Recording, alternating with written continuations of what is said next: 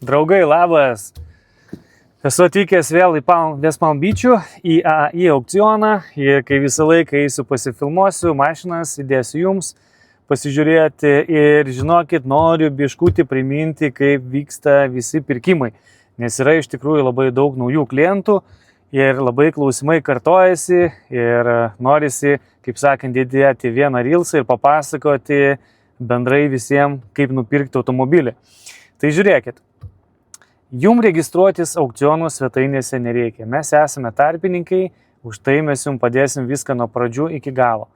Tai jums tai reikia nueiti į aukcionų svetainės Copart arba į AAI, išsirinkti patinkantį automobilį iš ten, atsiųsti mums nuorodą, mes pasižiūrėsime Carfaxą, mes pasižiūrėsime pardavimų istoriją, mes pasižiūrėsim, ar tinka dokumentai, mes pasižiūrėsim, kas pardavėjas, ar draudimo kompanija, ar privatus asmo. Visą laiką, kaip žinot, mes patarėm rinktis tik tai iš draudimo kompanijų. Ir tada pasirašome sutartį, pervedat laikiną depozitą, kuris bus grąžintas, kai gausim pilną apmokėjimą už automobilį. Toliau jūs mums pasakote, kiek norite statyti už savo išsirinktus variantus ir mes dalyvaujame aukcione ir laimėjimo atveju darome šitos veiksmus.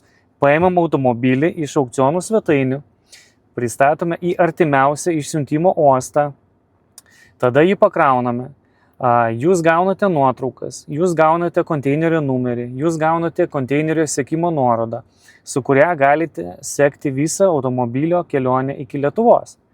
Toliau, kai automobilis keliauja jau pakrautas ir lieka kažkur tai apie savaitę dvi iki Lietuvos, su jumis susisiekė mūsų muitinės tarpininkė ir paprašo pateikti visus reikiamus dokumentus automobilių išmuitinimui.